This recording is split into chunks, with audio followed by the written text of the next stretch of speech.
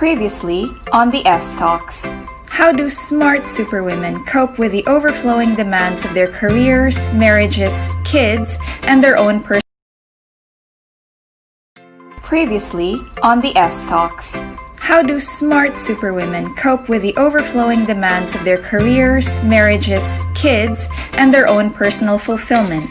Ano ba bang what irritates us now? Kasi yan yung talagang magandang pagka merong nakakainis, tapos mapigyan mo ng solusyon, definitely, diba? Definitely, may bibili sa'yo. More importantly, how do they manage to thrive? Very important yung presence mo sa online. No? Sa Facebook, Twitter, Instagram, and then dapat yun, quality rin at may content din yung mga share mo. Find out exactly how on tonight's episode. Join our S Talks and discover the struggles, successes, and stories of women from all walks of life and how they manage to make things work. Remember, we're not just women. We are smart superwomen.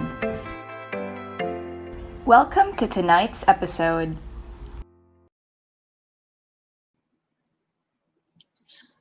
Hello, everyone. Welcome to our third episode of the Smart Superwomen Talks. For those who are watching us for the first time, we help women uncover and discover their full potential with the help of successful women in the field. S Talks feature women professionals discussing different topics.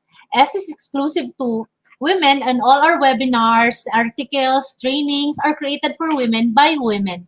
Through S, we hope to create a difference in women's lives by providing them with the right support partnered with realistic opportunities.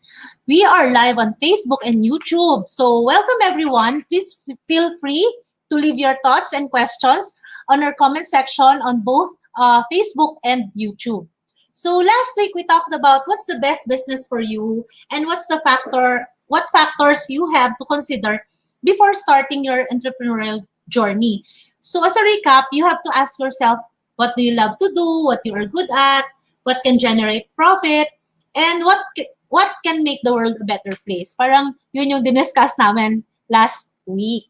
But for now, for this third episode, we decided to went back to school in the new normal. Yun yung topic natin tonight. And this is something we have to discuss because millions of kids will start a new school year and parents need help on how to prepare their kids and themselves too. Hindi lang yung kids ang i-prepare. So I'm here tonight with Mylene, my friend, the CEO and the president of Felta Multimedia, and our very special guest kasi medyo nagkaroon ng emergency si Jean, no? Si Miss Salve Duplito. So thank you so much, Salve, for being here. She's the resident financial advisor and host of ANC 24/7. So together, we will be sharing our individual thoughts as parents and at the same time as working mothers, no? So we are all mothers here. So so before we start at a new school year, especially now in the new normal, there are questions we have to ask ourselves.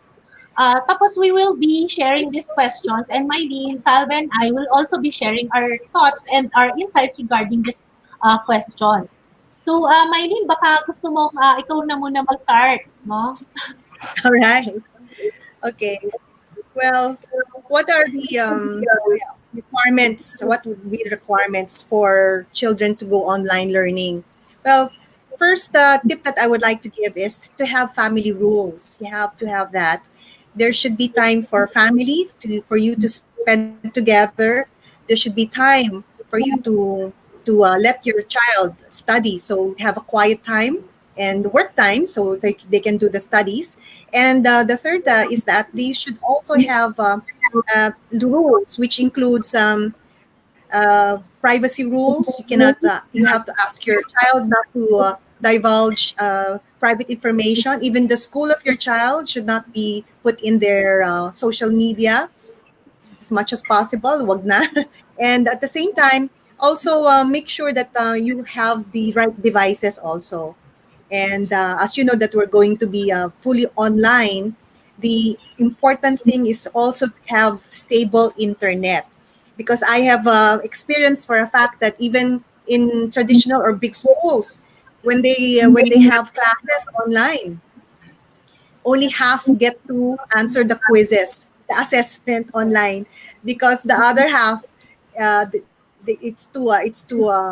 broadband cannot carry. Now, since we're doing individual instructions at homes, then one thing that the parent or us mothers should be able to do is to provide and make sure that they have stable internet, broadband internet connection. Yes. So, kwentuhan lang to Salve. So, you can join anytime. You can, Yes. you can add whatever you want to add, ganyan. So, I'm just enjoying listening. I know Mylene is such a techie, diba? It's very interesting because that's such grabbing challenge of so many families as all the Filipino children go online all at the same time pa, diba? So your problem is not just the gadget, what type of gadget, what kind of connection you need.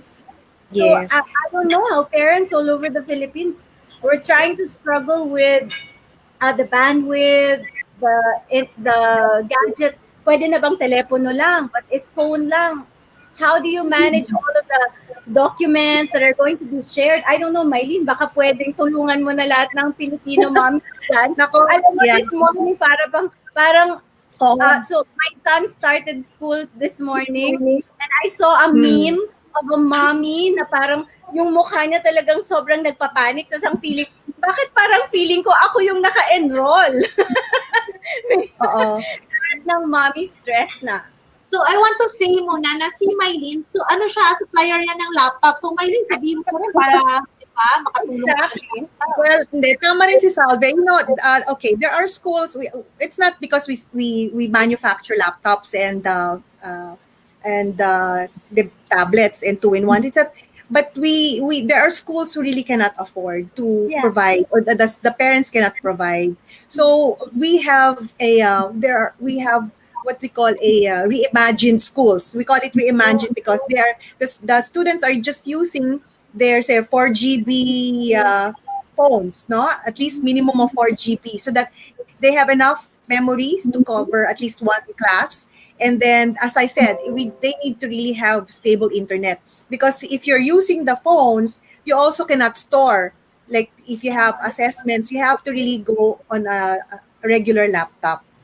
And one thing that I also would like to mention is that taas mothers, as like the one that Salvi has mentioned, na panic mode, yun nga, I was saying some schools already said, ay, talagang, gano'n.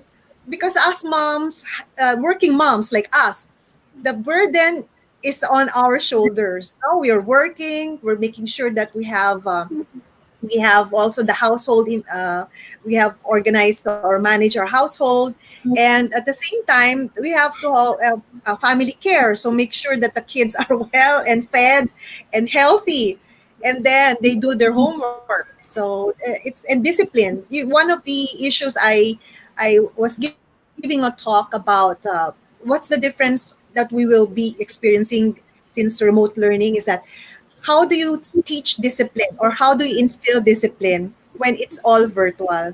Diba? Pagka nasa face-to-face, titignan mo lang sa ano, di ba? Makuha kayo sa tingin. Sabi ni teacher, makuha kayo sa tingin. Di ba? Oh, quiet, fast, quiet. Pero ito, kahit tignan mo ng tignan yung laptop mo. Di ba? It's really interesting time. But I would say that mothers will really have to see the fun side of it, no? 'Di ba, Salve? Parang pag di talagang we'll have a lot of stress moms. We need a lot of sense of humor. Grabe. Yes. Lots of it. Lots of it. Kasi sana, sanay na sanay sa mga estudyante. Yes, I think si Rossana kaya niya makuha sa tingin kahit na sa daanin sa sa laptop. Nandun lang sa camera, makuha kayo sa tingin. Makinig.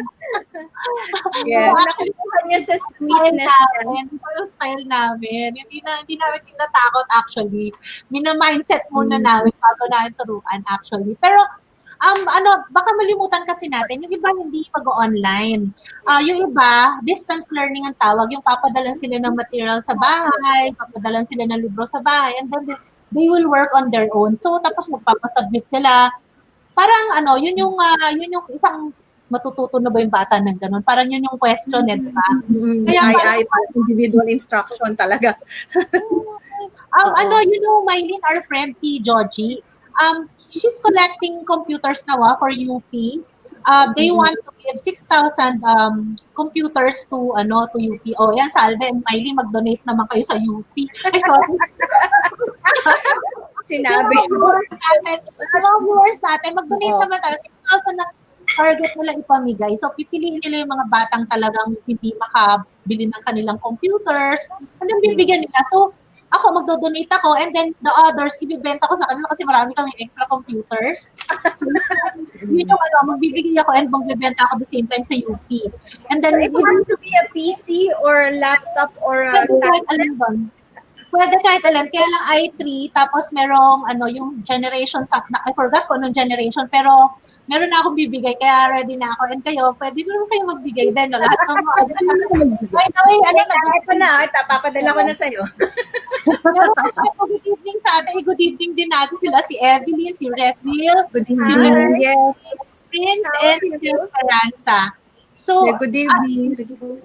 may may lalaki na naman. So, every week, kahit na Smart Super Women na show natin, may lalaki lagi. So, thank you for watching. Yes. That brings back my hope in humanity. Pambabae, pero may sabi naman nila, they relate to their wife. Their wife. Tama yun. There's a question here, Rossana. There's a question. What programs do parents need to install? Yeah. Ayan. Nako. Lako, ako, kung sasagutin ko yan, no? First of all, there are programs to avoid, for example, phishing, yung mga phishing attack, no? There's called the SOPHOS, SOPHOS, and you can get a 30-day trial. Kasi this is like a simulation of in case that your child gets attacked online. So this is something that you can try. And then, of course, yung mga antivirus natin. So you should have the McAfee or the Bitdefender or the Norton. These are software that you can install so that yung mga bata might be downloading a lot of say files, then pati yung mga virus nasama na rin niya. So we need to really protect our files, and then it also, aside from protecting our files, deletes viruses.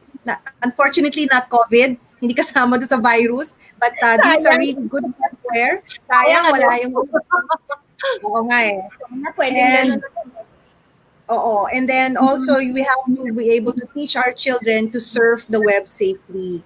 Or to even not to chaperone because lalo na for younger kids, mami, nakikipag-chat. If we chaperone our younger kids, kung sino usap.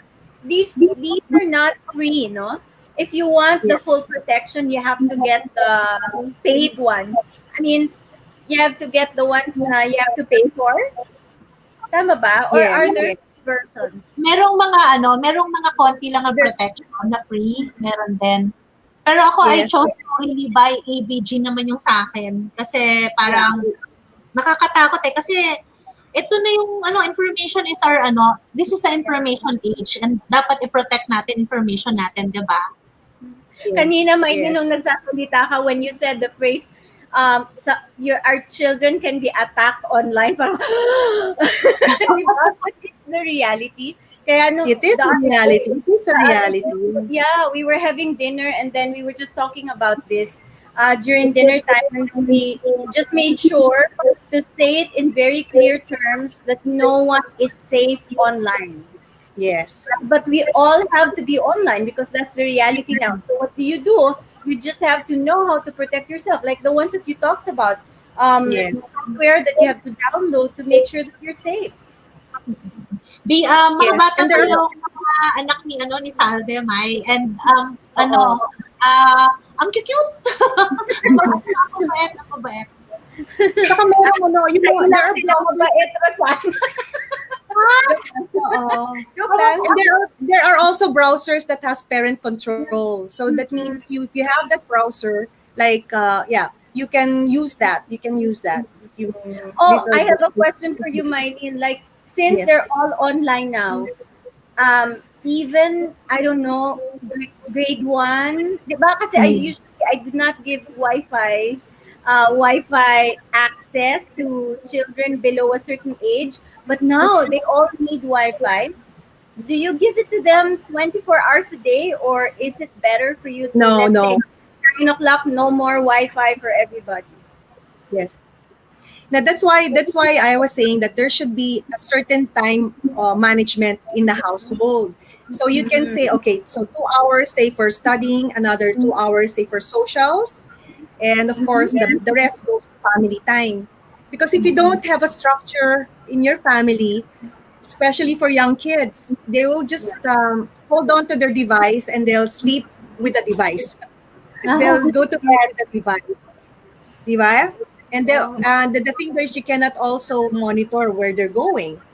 So there should be a discipline. Yeah, switch off if you can, switch off the internet. Baka hindi alam ng ibang parents, no, that they can really switch off. Pero hindi yung kailangan pati, pero automatic na, halimbawa at this time namamatay yung internet. Maybe there should be a station in the house na at 6 p.m. or 7 p.m. all the gadgets should be there. I mean, it sounds like a military, but sometimes you need that kind of boundary. Actually, yung mga anak yung kaya niyan, Salve, yung sa amin kasi matatanda na. Oo, malalaki yung sa amin eh. Yeah, maybe all elementary students. No? I don't know. Maybe it's a per family thing. Yes, talagang dapat ganun. Sana nga yung merong mga audience natin na mabata pa yung anak, mapilit nyo talaga yung anak nyo kasi kailangan nila ng some sort of discipline Yeah. based on. Merong internet addiction or ano bang tawag ba? Internet ba addiction? Or computer addiction? Baka tayo yun, joke. Yeah, actually, yun nga, lalo na yung mga addicted to gaming. That's Yeah. one thing. Actually, at gaming is an addiction. Like yung mga Dota now, yung Call of Duty, marami siya. Yung Oo. mga daddies na nanonood, baka nagki-cringe na. You know, that's really a struggle, di ba? Lalo na now, parang Yeah. your life used to be, you go home, you play the games. You go to school physically, and then your brain goes study mode. But now everything can be done together. So the boundaries have to be put in place. And it's Yes. difficult because we know that our kids now, they're sort of depressed, they're sad, ganyan. So parang as mommies, di ba, we have the parang, pagbigyan na natin kasi yan na lang kaligayahan nila, hindi sila nakakalabas. But you know, sometimes all of these guilt talk for mommies is not good, no? Yeah, it will backfire because we cannot especially as you said, Salve, bata pa yung mga anak mo. And yung foundation ng rules, kung hindi mo masundan and you're lopsided, or sometimes si daddy sabihin, sige pwede, tapos si mommy hindi. So if you're not united, you're not a united household, then what will happen is kayong dalawang mag-asawa mag-aaway. Yun ang mangyayari. And some kids do that too, They do it intentionally. Pag aawayin kayo, dahil para makuha yung gusto nila. So that's something that you have to. That's a psych war that will go on. So you have to have a united front. If you have a time to do the socials, or they can chat with their friends, or do if either Zoom or kung MS Teams or whatever social, I would say virtual socializing that they can do, then yon, dapat may time limit. Yeah. Actually, napag-uusapan na natin yung, how do parents and kids set up a learning schedule or structure that works for them. So, yun na rin yung schedule. Yun na rin yung, nauna tayo sa question. Okay lang naman kasi ganun naman talaga yung uusapan. Oo, pero ang sagot talaga doon is talagang kailangan lagyan na talaga ng oras. At saka, gusto ng mga bata yung alam nila, ganito yung oras na mag-aaral sila everyday. Mas bagay yon sa mga bata. Lalo na yung mga younger children, they really need that structure and that schedule. So, sana hindi malimutan ng parents yon na masabi sa maging rule for their family, no? I have a suggestion may suggestion ako rin sa Salve, no? Yung, di ba, ang mga bata, younger kids are more visual than the older kids. So you can put a poster where ating walang kamatayang Manila paper or ano ba? Na lang sa printer. Or sa whiteboard, then you can put the schedules there para visible dun sa bata na nakikita niya, all right, I'm supposed to study at this time, I'm supposed to do this at this time, and then the homeworks, and then put a tick mark so that meron tayong may accomplishment din siya, and then you can have like an incentive. Okay, if you finish all your work or all this accomplishment in the week, all your homework, your assessment, and all that, then you can give something. I don't know what free dessert. Little anecdote kasi in our house. I'm big on books kasi. So aside from all the school books, I love it when my kids have one fiction book or non-fiction every month. So my eldest, who's now 25, 25 ba? Gulat ako. Right, so my eldest child, her first book was Prince and the Pauper. And it's a very difficult book. She read it when she was 9. And I was very strict. No, you have to finish this in a month. Ganyan, ganyan. So now she tells all her younger brothers na, Nanay was very strict with me. So I had to finish it. It was very difficult, but I powered through. You have to finish your Percy Jackson. And she was like, tapos noon, the only incentive I got was sa McDonald's. Tapos kayo ngayon, PS4 game, ganon. But it's so nice. But it's not just you doing the disciplining, no? Even with the scheduling, it's so nice when it's parang it just happens naturally that all the kids are doing their part. Like you have to wake up at this hour. Also, that's another question, Rossana and Mylene. Maybe you can chime in. Even the sleep schedules have to be set. It's so hard now because after the pandemic during the summer, the children's routines were really destroyed, diba? So how do Yes. you now shuttle them towards new school year? You have to make sure that they wake up on time. So it's my challenge. I have 4 kids, so Yes. Salve, ano bang pangalan? Girl yung ano mo, nung panganay mo, di ba? yeah, Ali. Yun lang pala yung hindi ko Eileen pangalan? Daniel, Alex. Alice. Social L-I-X. meron kasing YouTube show si Salve. Ano sabi mo na yung YouTube show mo, Salve? The YouTube channel is Salve Says. There you go. Thank you. Wow. That's my YouTube channel. So it's only 4 episodes because we just launched 3 weeks ago. Oo. Nanonood ako niyan. Thank you for watching. Ako manonood. Pagkatapos, hindi ko alam eh. Alam mo naman pagka-friends, supportive eh. Di ba? Dapat gano'n. Thank Ako you. manunod na ako. So, Manunod na ako. actually, So, yung- kilala ko Talking talaga. about yung time. Tinatanong ni Salve yung time. How do you discipline your child to wake up at a certain time, knowing that there's no school? They don't have to try to catch the school bus, or they have, Nasira eh. Nasira. especially yung mga nasa distance learning kasi you don't really have a regular schedule. But for those on online, there are already pre-scheduled online classes. So yon dapat habulin nila. Now, as to waking up, yon, that's another question. That's, I think, the parents' role to wake up their children at a certain time so that they can catch up on the lessons. Again, it goes back to putting a time management routine for your whole family. Yeah. And it takes time, no? You can't expect them na yesterday they were up until 2 a.m. and then the next day you want them to sleep at 7 and wake up at 5. I mean, you have to do it on a staggered basis. Maybe, parents have to be careful about what they can expect from their kids, I think.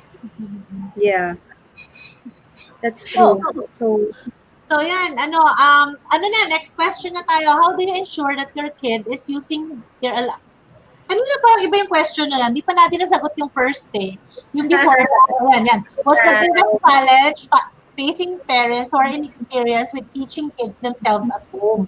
So, kasi talagang magiging parent-teachers na lahat ng parents ngayon, di ba? Kasi hindi na katulad na, parang kulang yung parang online. And that's why, dun sa school namin, actually, ini-involve namin yung parents. Tapos tuturuan namin yung parents paano sila magturo dun sa sarili nilang anak. Kaya, Salve, estudyante namin. Yeah. I'll be very honest because I'm a working mom. Although I really work at home din naman talaga. I don't since 20 years ago I've stopped taking jobs that require me to be 8 to 5 in the office. So being at home, work at home is really work at home. Pero grabe yung load. So when at this time na I have to teach the kids, super insecurity blues talaga. I mean, I have to be really honest with you. I do not know how I'm going to do it. I know that I love teaching. So at least there's that. But it's so scary naman. So help. So don't worry about that. Dapat merong parent support group. I should set up parent support group. Hindi, Mylene kasi, si Mylene, yung dalawang anak niya naman, student naman namin sa Ahead Review. So, we're talking about Mylene, si Salve, yung anak niya, although yung isa nag-Ahead Review, yung isa pa, si Ethan, pinasok niya dito sa Ahead Alpha namin. So, yun yung pinag-uusapan namin. Salve, ano naman yun? Parang tuturuan ka namin mag-follow up dun sa anak mo kung ano yung, kasi hindi naman namin talaga mabasa sila, kaya kailangan talaga ng parent involvement. Pero hindi naman sa magtuturo ka talaga ng lessons kasi magagaling naman yung teacher, so kayang-kaya nila yan. Yung more of feedback from yung ano ba talaga yung sinasabi ng anak mo para ma-improve namin yung services namin, yung pagtuturo namin. Yun. Pero ganun din ang gagawin ng most parents. Sa school, they have to check if talaga naintindihan ba ng anak nila, nagkakaroon ba sila ng problem, para they can report to the school and maybe the school can do something about it. 'Di ba? Parang gano'n. So, marami ngayon, actually, maraming seminars about how to be a parent-teacher. Kami sa Ahead Alpha, we're doing that all the time and we will continue doing that the whole pandemic time. Kasi ang daming mga nangangailangan na parents eh. Maraming nag-choose ng mag-homeschool ng anak nila. So, ibig sabihin ng homeschool kasi, wala talagang support from school. Wala talagang teacher. Ikaw na talaga yung teacher. So, hindi naman lahat kaya mag-teacher, di ba? Kaya lang, very attractive kasi yung idea na, wow, tuturuan ko yung anak ko ngayon, di ba? Wow, pagkakataon ko na. Pero, nagpapawisan ako. sa totoo lang, hindi madali yun. Hindi madali. Imagine mo naman yung teachers, nag-aral sila ng 4 years, tapos yung iba nagma-masters pa to do it well. So, how can you, as a parent, na hindi naman yun ang course mo, di ba? Hindi ka nag-practice lang, wala man lang akong OJT to teach. Diretso na. Oh, I don't know, Mylene, if you have kids and how old they are. Pero diba, parang, have you ever heard before, Mylene and Rossana, when people say, when the parents say, ako magtuturo sa'yo, baka mapatay kita. I mean, it's a reality. Come on, let's face it. Let's face it. Ako, I have no, that's true. Even ako nga, during the growing up years of my sons, wala ako talagang tiyaga. Hanggang grade 4 lang ang powers ko. But after that, talagang hindi ko na kaya. But that's why we ask either tutor or group study. And then speaking of group study, like because we organize robotics classes. And we do group study in robotics. So I think in other subject areas, you can do a virtual group study. Because we saw that the kids, when they see other students from like virtually and they're struggling, they teach each other and they encourage each other. I think that's a good that would be a good way for them to feel that they're not on their own, and for the moms and the dads who are tutoring to keep their sanity. Nakakaloka kasi pag hindi mo rin kaya, nakakaloka. Nakakaloka. Hindi mo rin, if you're pretending to know, and let's face it. So hindi natin pwedeng i-tutor lahat. I love that idea of group study because now that people are so isolated from each other, you now have more reason to be together even though you're in different areas. Yung parang we're separated but we're together, and maybe nga baka parents can also have that kind of support system. Yes, so Salve, you'll be having an FB group na meron kang kasamang mga parents din doon. And also, speaking of group study, si Seth will have a study buddy and magkakaroon sila ng group study na natanggap na yung letter.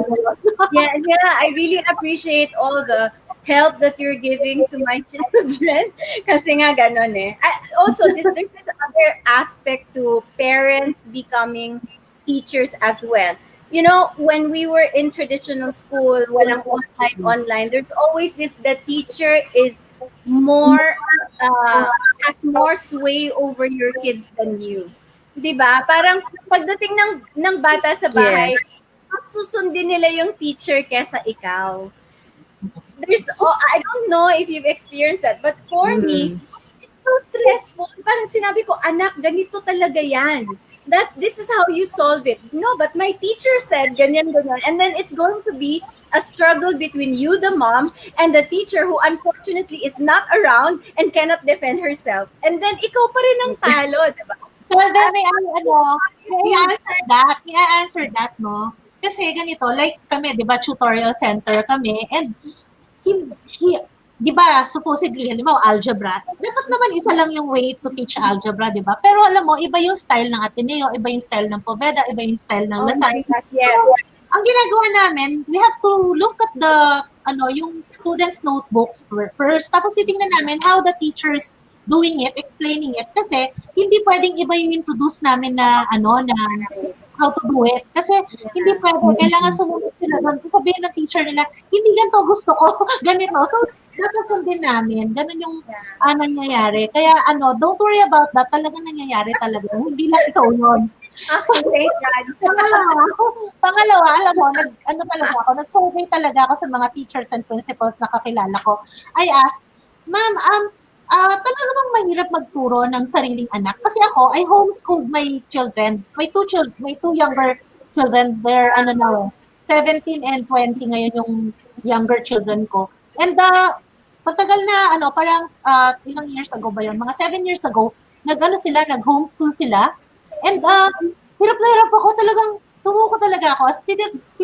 Excited ako sa umpisa, pero nung later on, after 1 week yata, pinatutor ko na lang sila sa ahead. Kasi hindi ko talaga makaya Hindi ko talaga makaya. Mababait yung anak ko. They are bright, they are responsible, pero mo, to prepare for a 1 hour class ng one subject alone, 3 to 4 hours ako nag-prepare. Tapos 1 hour ko lang siya i-deliver. Meron pa ibang subjects. So, impossible impossible. Tapos sabi ko, ma'am, talaga bang ganon na mahirap? Oo, pati raw yung mga teachers and principals, they cannot teach their own children. Kaya don't worry about it. Sumusunod sila sa teachers nila. Buti na nga lang, sumusunod sila sa teachers nila. Kung ginagawa na parang parent din na hindi rin nila sinusunod. Oh no, disaster. Yeah, ang hirap na maging teacher, it's so difficult. And I wish nga, especially, let's say na lang robotics. Wala namang kaalam-alam yung parents about that, di ba? Such a technical, very specific subject. And Singapore math, for instance, iba naman yung tinuro sa atin, algebra, di ba?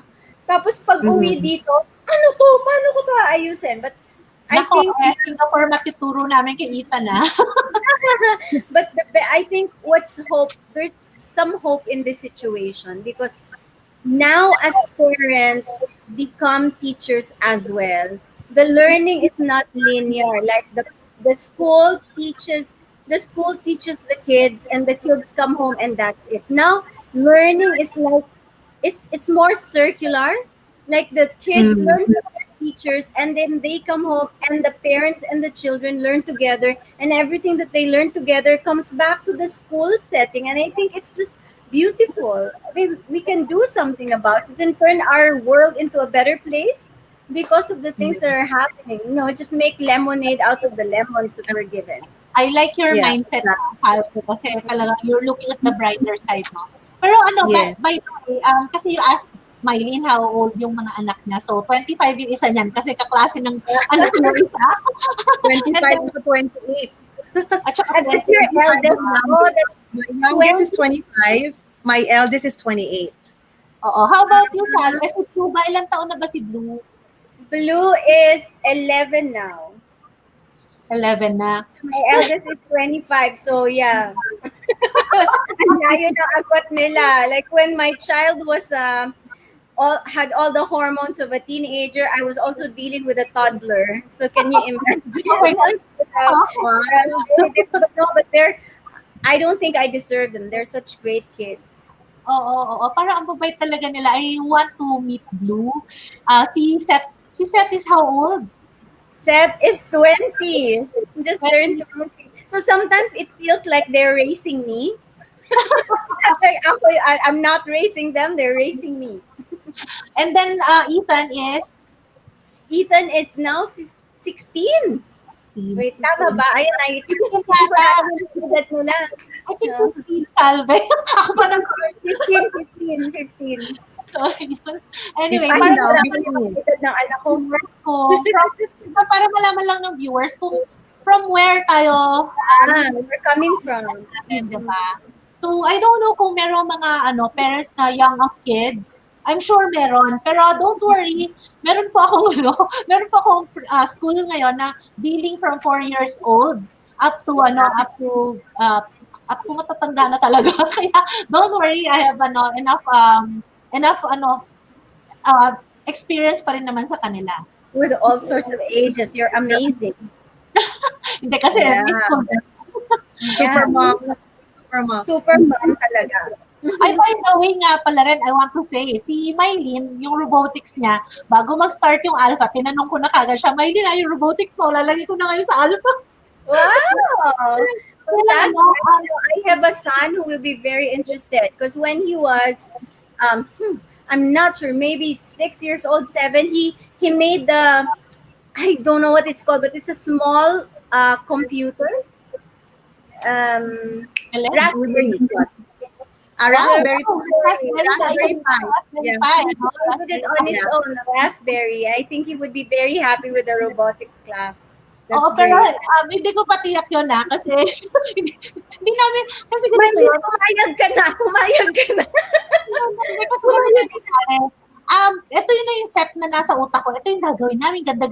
Tapos, naku, I have to put wala mape. I have to put Filipino and AP. Yeah. Kasi DepEd, no? So, hindi ko na kaya kung paano ko kapag kakasyahin. Kaya yun ang You incorporate it in the subject as part of math or as part of whatever. Like financial literacy now, there's no separate subject for business math. It's incorporated in home economics, like budgeting. It's incorporated in math, business math.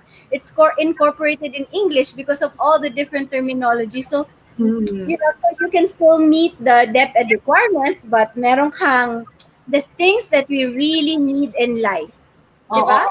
Hindi, yung namin, yung ball namin is incorporated din lahat. Ganon. Kaya hindi ko, anyway, kaya mo, pag-uusapan natin.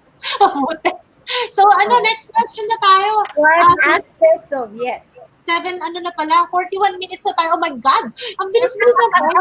Nagkwentuhan lang, diba? Fun conversation. But I think we have a next question is, what aspect of online learning would you find the most interesting? Sige. Sino ba sasagot niyan? Ikaw naman, Okay. So, I think, like, I'll give you an anecdote. This morning, as I said, was the first day of my son's class. So, he was supposed to be online at 8. Pero at 7:30, naka-log on na siya. And then he was texting me, like, saying, I think I need to do something, but I don't know what it is. The anticipation is killing me. So I didn't know what to do. But, it shows the mental status and the mental state of our kids. All the kids in the Philippines this week are having a really hard time trying to imagine, will they be okay in class? It's like first day in class when you don't know whether you have friends there, whether they will like you. And now there's an additional layer na it's all online. And you might goof it up and you don't know where you'll be after 5 minutes. Diba? So that's a lot of pressure. But this question, like games are always something that makes children relax. So we're hoping that all of the classes will have that kind of human interaction. Even though it's all online, there should be fun. Yes. Diba? There should be fun in it, or else the kids will just feel like they're talking to a computer. And I'm sure Rossana's so ready about this because you're always prepared when it comes to teaching the kids. Yeah. But maybe a message to everyone out there, like I do stuff with DepEd, and the teachers, the public school teachers, they really want to do a good job. I believe that they do. And hopefully, they all will. Alam mo yung ginawa namin sa school namin, yung first week, talagang wala silang gagawin kundi to have fun. Tapos para makapag-bonding muna sila sandali. Tapos kasi you want to develop friendship muna and the trust to the teachers. Parang yun muna yung unahin namin. And then mindsetting na we will do this kasi not because kailangan mo, but you will enjoy this. Parang ganun yung gagawin namin at first. At saka yung parents kasi mga nakausap ko, they are afraid of Filipino and AP. So, ang gagawin muna namin is brainwashing. Mindset. Brainwashing. I'm so guilty. Si Mylene parang magaling sa AP. In there, just to share, like especially the question was about what do you find kids, what do kids find interesting, no? And one of the strategies we did, since our company is a Microsoft global training partner, is to introduce the Microsoft Minecraft for education, which means gamification. They're using Minecraft to build worlds and learning computer science, general science, language arts, social studies. And yun yung kailangan ng mga bata ngayon is that it has to have some kind of critical thinking benefits for them. Kasi kung like ito, nakikinig lang yung bata doon sa camera and it's just, one-sided, yung teacher nagsasalita. I think you lose them in about 10 seconds. They'll be texting, they'll be chatting, and but if you give them a inquiry-based learning through kahit virtually, I think that's a strategy that will make it interesting for the kids. So for the teachers that we have like out there who's listening, it's important to have output-based learning. So for every lesson, they should have an output so that the teacher can also assess kung naintindihan niya ng bata yung class. Kasi nga, there are the kid is from different environments. Merong only child, buti na lang.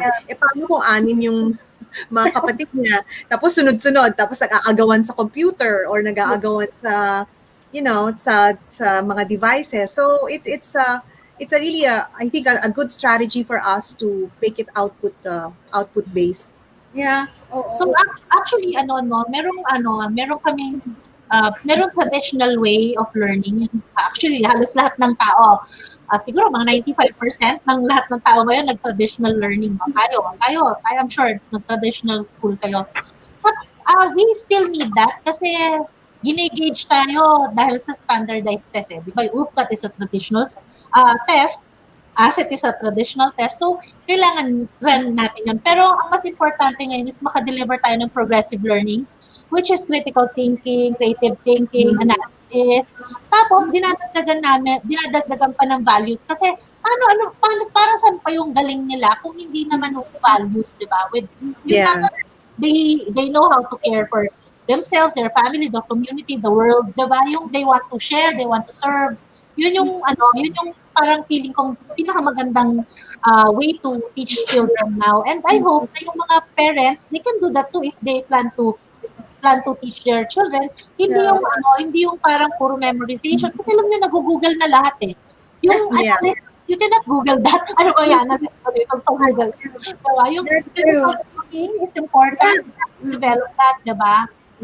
So, speaking of values nga, parang that's also my answer to our next question. It says, what ground rules should you set with your kids during work and study time? And my answer to that is what exactly the values that you said. For instance, the ground rule should talk about what time, and when somebody's talking on the phone or in a Zoom, you don't walk around him kasi makikita ka sa likod niya. I mean, that's a reality now, di ba? The background is very important because people focus more on the background rather than your face.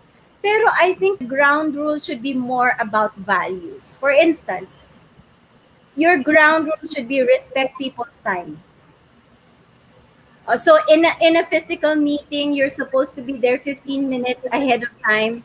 It's the same thing with a Zoom or a StreamYard or a meeting online. You can't just log on 5 minutes after the time that you're supposed to be there. You should be there before. So it shows more values than anything else. Parang I feel like it's important to tell the kids that the real values that we were supposed to have prior to the pandemic, they still work. And they're still very important, even though the methods by which we show it are very different. Yes, that's true. That's so very true. And also I think especially also now that the kids are primarily online, yung authenticity is also important as a value, because right now the kids are so how would you call this, too pressured about their image, diba? I don't know what the answer is, so might as well not say anything.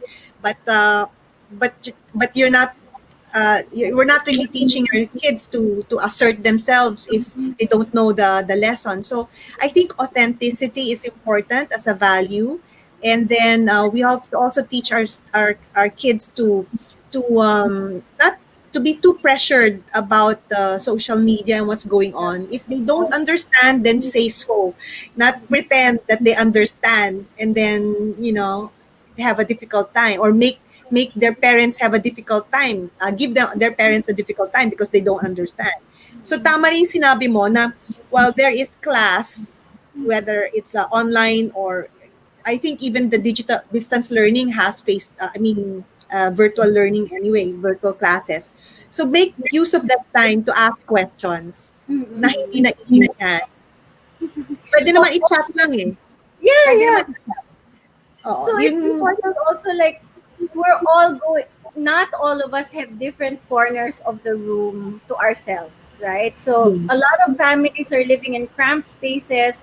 If they're all doing online classes, paano na yan? So you have to respect, di ba? So you also need to respect. You respect people's time, the ones you're talking to, but you also respect the part where this other guy in your home, he also needs his own time, and he also needs to respect the time of the people he's talking to, no? So Yes. I think when you focus more on the values and the rule and how that's attached to ground rules in the home, you don't have to make specific rules for every little thing. No, I think that's the Yes. beauty of it. When the value is there, even the kid, that's where critical thinking comes in. The kid will know, okay, I respect people's time, so even if I need something from my mom, if she's yes. having a Zoom meeting, I need Yes. to respect her time there, and I need to respect the time of the people listening to her. I think that's a better way of creating ground rules in the home. Oh, there's Ayan, another question. Yes. sinasagot na naman natin yung question natin. Oh, Yan there. yung Creative ways talaga natin. in which you can teach younger kids not to, oo nga, nauna tayo. Not to disturb you when you're working from home. I think that's that nga. Using values, critical thinking. Alam mo, it's even when you're sleeping. Sleep is also an important part of parents' lives nowadays because we're doing a lot of things. Parang nag-multiply yung ginagawa natin by 300, 400 times. So even sleep, we have to teach our kids na, mom is resting, she deserves this. If you need something, go look for it yourself. Right. That's right. Sorry pero Message mo ba yan kay Blue? they're learning, like they're trying to learn how to cook for themselves at night, because I like naman cooking for them. And growing kids, especially when Yes. they're studying, we like group study time within the family. So after dinner, I've started a family study time together. It can be any topic, or the topic, like last week, the expertise of Seth is dance. So our topic is dance. Like everybody can ask questions. I also teach them that really the more intelligent kids are not just about the answers. It's about what intelligent question you can ask, diba? So that's a great way, I think, of being creative in terms of setting ground rules and study time, so the family can study together. And Mylene, Mylene, ang galing-galing sumayaw ng anak ni Sarah. Sobrang galing. You have to oh, see. wait, kaya nila sumayaw na parang robot. So that's their favorite dance. Hindi, invite ko yung anak mo para dun sa mga virtual competitions namin. Robot. We love that. Robot, or dancing with their hands. Robot dance. Dance niya, Salve. Tutting. It's called tutting. So it's like being taught the 2D dancing. It's very, very big on that. But just, I know, because it's 53 minutes and I know that we're supposed to wrap up. But in the experience that we, oh no, very quickly, in the experience that we've had in our home, it's a very creative way, really, of studying together, and all the younger ones are mimicking the way their older siblings are very independent in the way that they study. Yes. So now, what you see, you do. So we're not parang forcing them, you have to be independent. it's all flowing smoothly because that's what they see in their Yeah. siblings. So I see the value in the family unit really working together. And when they see that, this is 7 to 8, 7 to 8:30, it's really study time. So it's really study time. Mhm. Parang it's fun. I don't know if I've never done this before. So it's like a social experiment on my part, and I hope it works. I hope it works. I think it will work. I think what you have done is you've been able to set the ground rules and then the foundation. And maganda sa ginawa mo is that may bonding time as a family. Like you're all studying together. While they're studying, you're probably working, or doing, some answering emails. But you're still all together. So that's good. That's good. Fun, it's fun. Yeah. Ang funny nga, Rossana, kasi they look like colleagues in an office. Like, one of them's working on something and then they'll go to the other sibling and, hey, what do you think of this? And I was just listening. Oh, ang cute naman nila. But, I can't do this by myself. They're just awesome as they are. But I don't know, Rossana, there's another question here that maybe the two of you can also talk about. Why is taking some personal time still so important at this time? I think this is very important for parents. We kill ourselves with guilt whenever we can't give time to our kids, di ba? Pero it's So important. bad ako dyan, so bad ako dyan. Wala akong karapatan sumagot yan kasi wala akong personal time na. So baka sabihin no. ko personal time. Basta ikaw meron ko personal time ako. Sorry, I'll be honest, talaga wala talaga personal time niyo. Maybe because of that question I can find na I can think. Ay, Mylene, kailangan ng intervention sa kaibigan Oo, natin. kailangan ng group therapy. Tama, okay. Sagot. Usap tayo, Rossana. Alam mo, naka-concentrate ako ngayon on helping others Parang ganon. Yung, if you like what you're doing, yung parang hindi ka naman nabibusy or na-stress. Yung parang hindi ko na kailangan ng personal time kasi ito na yung personal time ko. I like it. Diba? I'm helping teachers, I'm helping principals, I'm helping kung sino-sinong mga tao, students, di ba, teachers. I'm helping everyone. So, katulad nito, itong time na to, di ba? This is our resting time. Pero I'm enjoying it. We're helping, I'm sure, we're helping a lot of people with our discussion. So, di ba, how can you tell me na dapat may personal time? So, kayo na lang sumagot, ha? I know, Rossana, but ako, you need for me, importante prayer time. Prayer time, meditation, that's like a moment of gratitude, yung talagang pasalamat that you had a good day or productive day is important for me. Before I sleep, I pray the rosary, I pray for the country, for the world, and because that's your time it's your time with God. It's your time with God. It's important for you to reflect. I think it's more of reflection for the day, and then give personal time. and then so you need that kasi mahirap kasi like now we cannot even go to church, so diba, you have to put your spiritual and your faith. That's the strength of faith how to pagod ka na mag-tutor, like with Salve mag-tutor ka pa ng bata. And and then all the conference calls, like sometimes you have it's even harder now because yung mga conference calls, it lasts 3 hours, 2 hours at the minimum, and then back to back. So sometimes even trying to eat lunch, kahit sabihin mo parang mas naging busy tayo dahil sa digital platform, no? Parang mas naging busy tayo dati. If you're face to face, mas madali. I don't know. Parang if you're in a meeting, you're more comfortable talking, you're eating your food and Mylene, it's not like you're being watched all the time kasi when you're on cam. Yes. Diba? It's very stressful kasi parang wala kang downtime. Yes. And then at the same time, paano ba natin talaga nagawa yon na mas busy tayo ngayon? Hindi na nga tayo nag-travel. Diba? Can you, Rossana, because you're very much in demand. Your skills now are needed to save our next generation. So I think that's the reason why, educating the next generation takes is very, very important, especially at this time that the world is changing so much. And Yes. so much will be needed for them. We screwed up the world. Our generation essentially screwed up the world, and they have to save what has remained of it. So what you're doing, educating the next generation, you're teaching even the teachers who are going to teach the next generation. So maybe that's why the both of you, you have a very important role in the world today, right?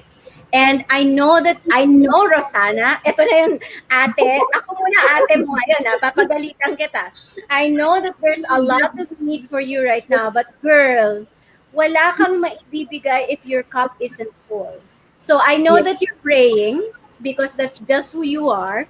And I know that you're meditating. Kahit na 5 minutes lang, I know that you are. On the way to the banyo, she meditates.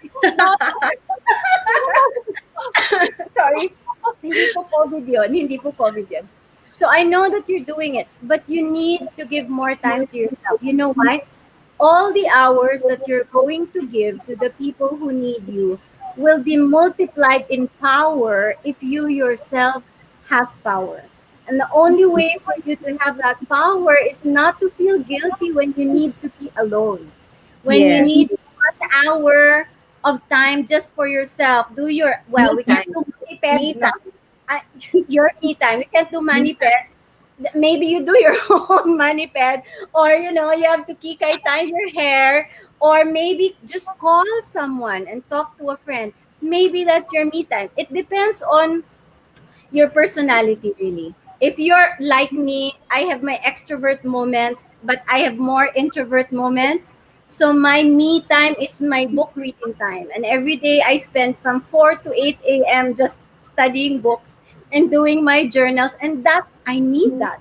So none of my kids will disturb me when from 4 to 8 I'm reading my books, except when it's a real emergency. Of course, kung may mababalian na dyan, wala na akong magagawa. 4 to 8 a.m. ba yan o p.m.? A.M. So I wake AM. up at 4. You wake up. I She's read a more morning books per time. Yes, I am a morning person. So lola time din ako matulog, like 9 a.m. inaantok na. 9 p.m. 9 p.m. antok ka na.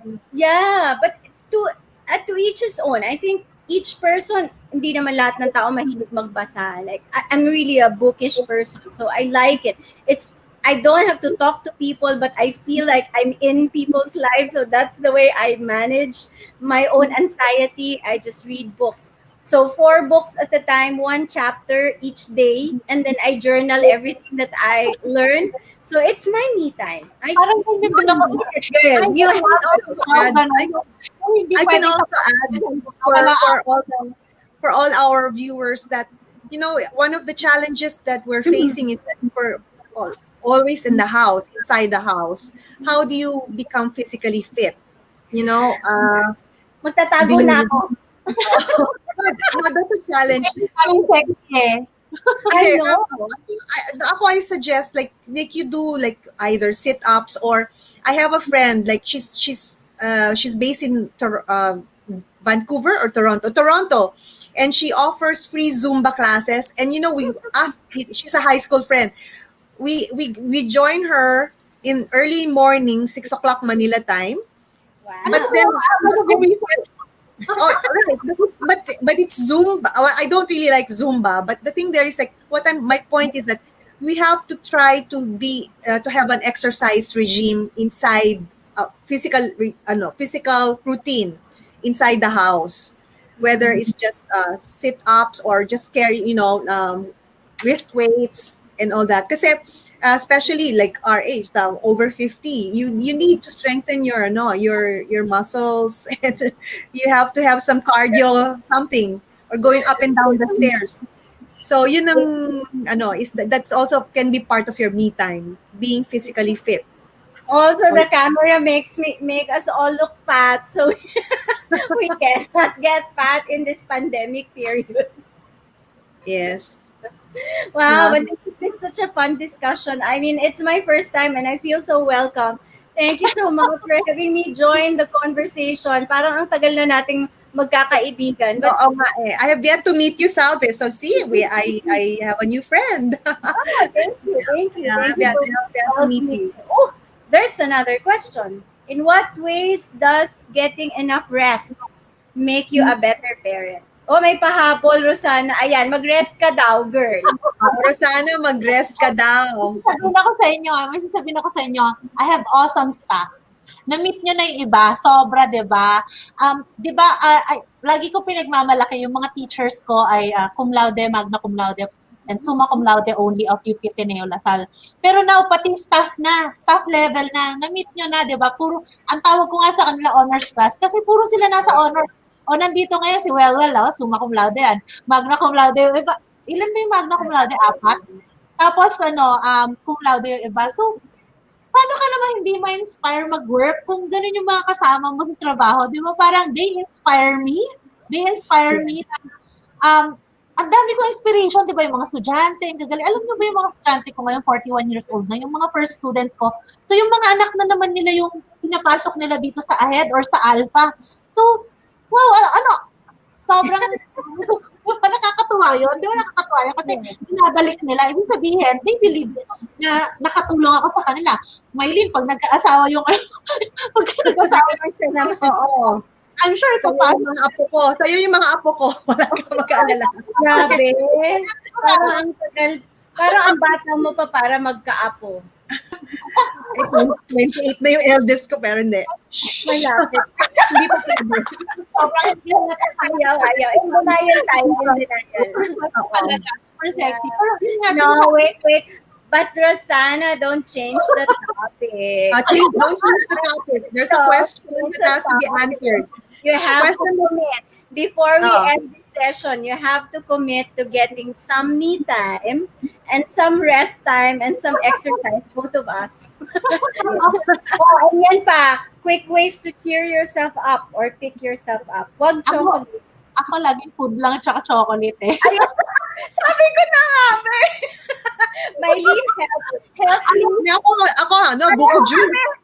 Pareho kami. Oh my gosh. Hindi ako buko juice. That's all. Where Ako do you get your buko juice? Marami ka rin po dyan sa labas. Kasi it hydrates you. Mahina ako ng breakfast, lunch, and dinner. Kaya lang, pagtapos ng dinner, yun na yung mga chocolate, cake, ice cream. Oh my God. Meron ako So, sugar addiction. So, never na siguro ako papayat. Pero, Salve.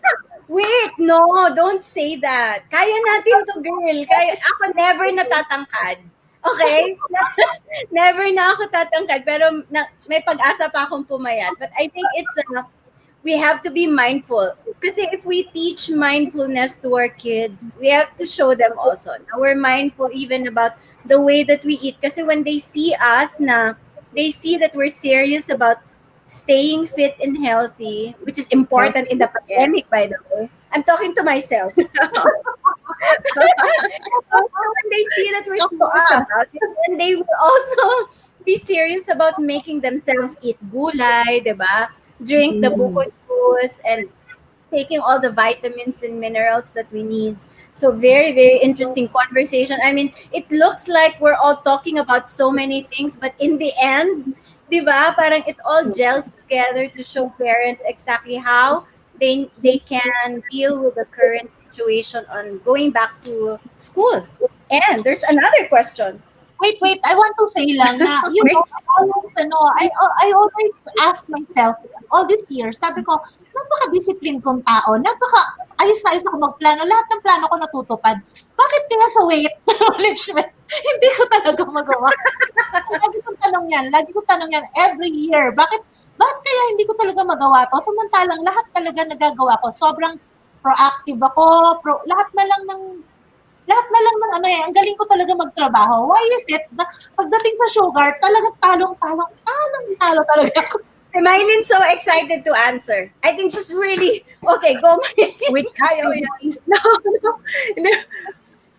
Hindi ko siya mabasa eh. Which activities? But I have for Rossana, something that I will leave with you. I mean, I'm not in my best weight now, but since the start of the pandemic, I've lost 9 pounds. And it's hard to keep the weight off. I think I'm older than you. I don't know. Pero, but you look so young kasi. But when I think when I was 35, when I gave birth to my youngest son, si Blue, my weight, and I'm 4'8", so very, very tiny. So every pound that I add on, talagang sobrang tindi ng impact. But let me just tell you this. I went from 90 pounds when I was single to my highest weight was 130. And then I got fed up with myself and I went back to 100. Mm. So it's possible. It's really, really possible. But now I'm struggling also. So maybe we can all three support each other. I mean, let's not talk about just weight loss, but strength. So physical Gusto kong strength. patanungin si Mylene para makita mo yung gano'n ka-sexy si Mylene. Grabe. Kaya naka-sleeveless eh. So talaga. So No, I don't know. Idol ka talaga si Mylene. Kaya sorry Mylene na. Hindi ko talaga ma-follow ka kahit idol pa kita. No, ako naman, it's not it's not the weight that defines a woman. It's really it's not the curves, but it's really staying healthy. You know, like you have good skin, Rossana. You have really good skin, so Yes. that's good. That's an asset that you have. That means you're eating the right food. Because if not, even with how busy you are, it will show in your face. Oh, it will show in your face. So I think it's not really. There can be sexy women, but ang taas ng cholesterol. Hindi natin masasabi. So we just have to embrace the what do you call this, the curves that we have, and just eat right, and and eat healthy. That's all. And then there was a question about activities. There was a question about going back to our kids. Yes. What are the what activities can we give our children? Minimum activities so that we can take a little break. Well, one activity that you can give is for them to cook. Have them cook a meal for you. Maybe go to the grocery and ask them, what would you like to cook for today? Like my youngest son likes to always make Greek food. Wow. So yung mga pita breads, yung mga ganon. So easy to eat, yeah, and it's still healthy. So but and then it's his. So mga hummus yun, yung mga hummus bread and all that. So I think an activity you can give your kids is for them to make a meal, depending on how old they are. Baka naman masunog yung bahay nyo. Magluto. So yun, or help, or mag-kitchen assistant, di ba? So yung yung mga bata ngayon, halimbawa nasa home-based learning sila, na yung school nila will teach them math and then science, ang hirap, ganyan. They have to have time to play, to relax talaga after school. Wag diretso agad sa aral ka na naman or tapusin mo yung assignments mo. So, dapat maalala natin yun as parents na they have to relax, they have to play. Yung iba-iba naman ng type of playing, di ba? Hindi naman, yung pati matatanda, they need time to play. Okay, talk to me. Parang ganun. Yung halimbawa, yung halimbawa, yung school, sana in-incorporate nila yung play sa lessons nila. As for us, I didn't want to talk about our school na lang all the time. Pero for us, yung school namin, kasama talaga yung ganon. Unang-una, they will be talking about stories a lot. So, depende. So, halimbawa, pag bata pa, fairy tales, fables, tapos pagdating ng matandang konti, Marvel stories na. And then, patanda ng parang mga heroes na yung pinag-uusapan. Pero yung lives ng heroes na yung masasaya. So, yung something na they will be interested in.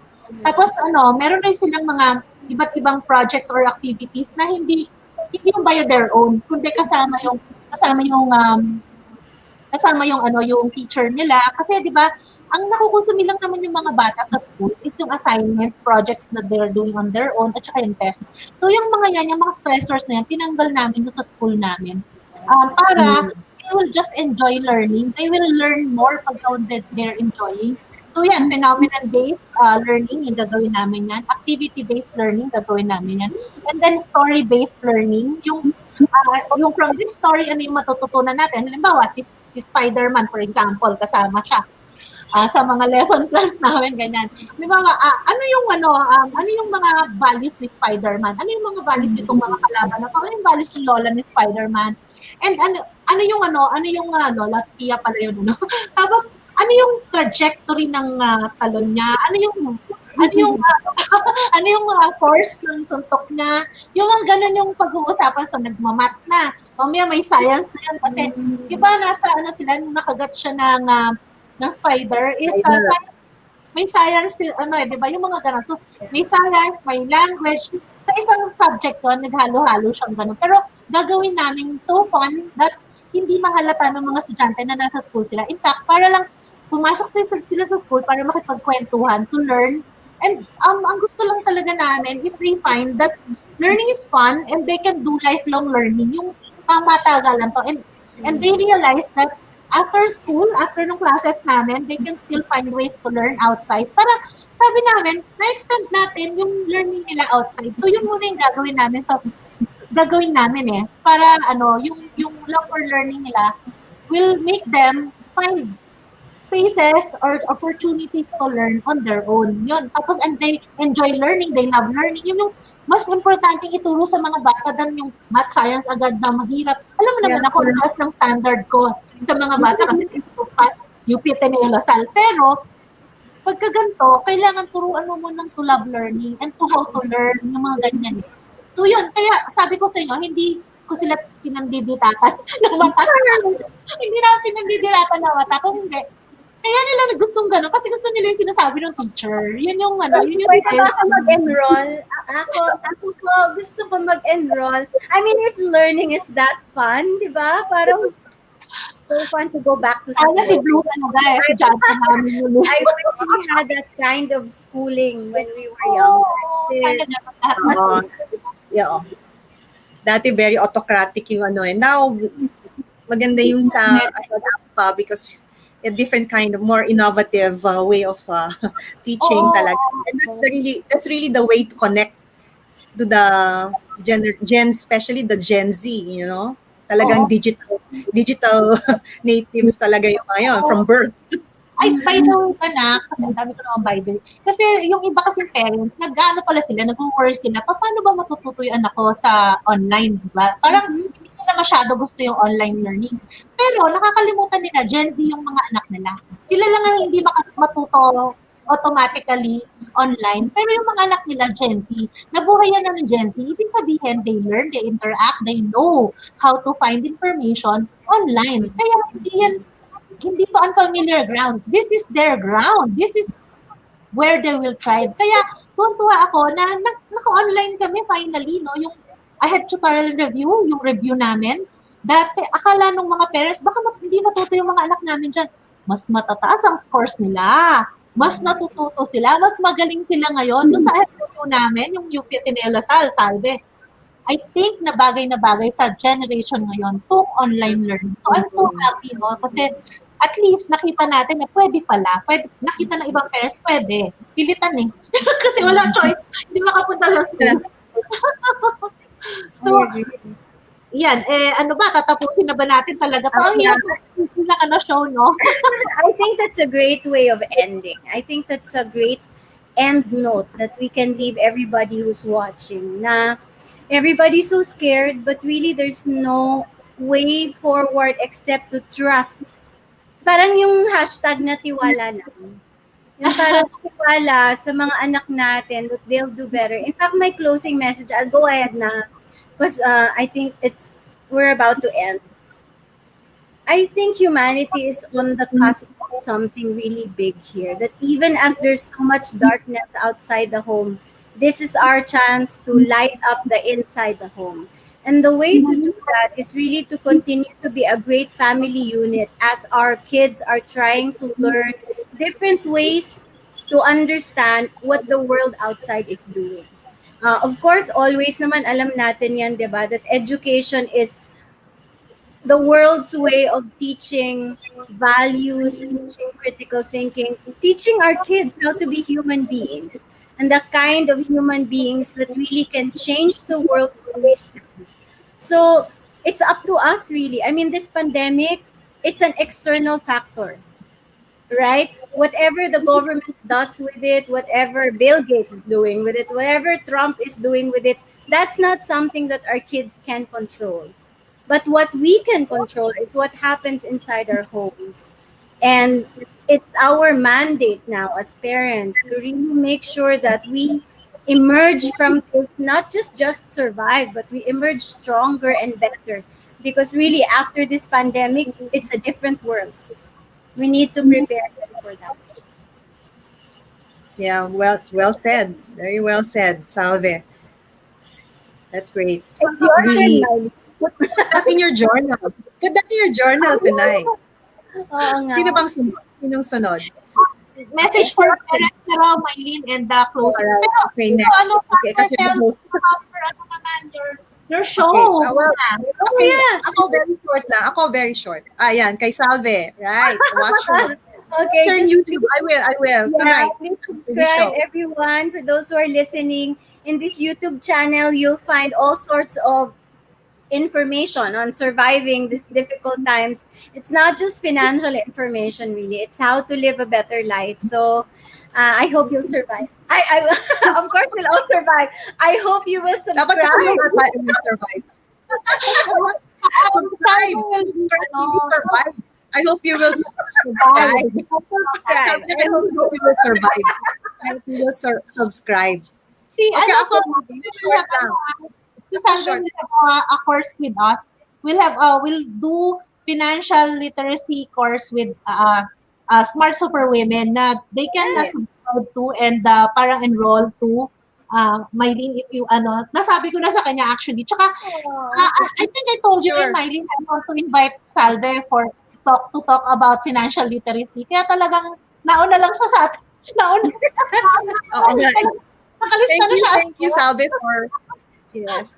Okay, well, ako short lang yung parting words ko for the parents there is now is the time for us to be better, not bitter.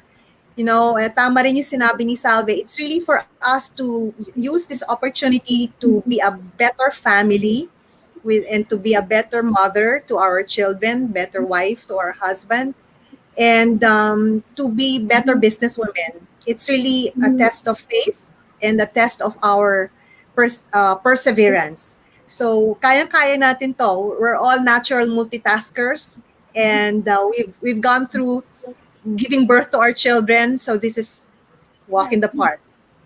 Tutoring them is walk in the like park. that.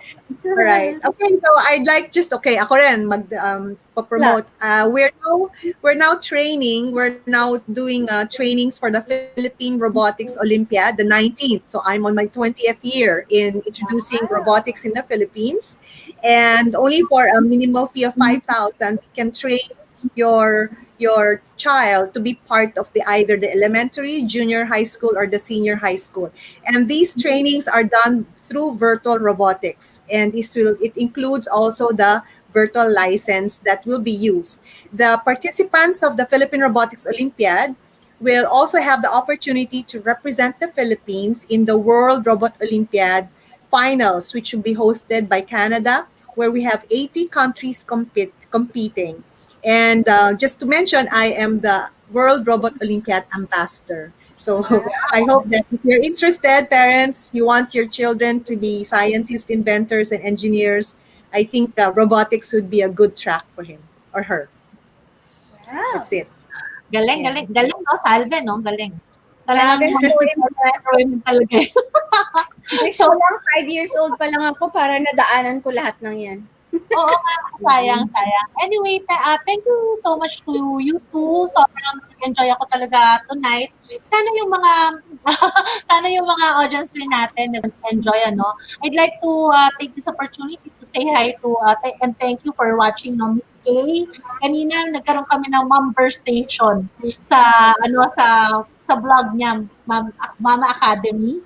So, na-interview niya ako about our book, Mylene, kasi may book kami ni Mylene, yung What's the Best Business for Me? And the other questions by entrepreneurs. So, in-interview niya ako doon kanina 3 o'clock. So, thank you for Thank watching you. today. And then, nandiyan rin si Winnie, one of the test managers. So, thank you for watching. And of course, Maridol Bismarck. She was the assistant editor of the lifestyle of Star. She's covering now for Star. Pero nag-Yahoo, rin yan, editor. And ano pa bang naging trabaho ni Maridol? Ang dami. Pero sobrang sikat na si Maridol and sobrang bait. So, thank you for watching, Maridol. And ganda mo yung article mo. Papadala namin yung mga pictures namin. So, thank you for watching, Maridol and Kay and Winnie. And to all our viewers, maraming salamat for watching. Sana next, in 2 weeks ulit, kasi every other week to eh. Kahit na sobrang excited namin na magkaroon ng show every week, parang pinipace namin yung sarili namin. para sustainable, yun ang sinasabi ko lang naman di ba? So, sana makapanood naman kayo lagi, and I hope that you can share this also with other friends, kasi it's not a matter of meron ka ma-share, kundi baka matulungan mo sila sa life nila. Baka meron rin silang matutong sa atin. Ngayon, this is the time for sharing. Hindi naman to parang laging money or food lang yung pwede mo itulong sa kanila. Learning is one important thing na you can share to others. So I hope that you can share this episode, and yung mga susunod, sana you can watch also. And if you have any suggestion para maging mas maganda pa tong show na to, maybe you can tell us. So we appreciate that so much. Thank you again for watching, and again, thank you so much for your support, Mylene and Salve, for sobrang enjoy ako. Thank you so much talaga kasi sana ganito lagi, di ba?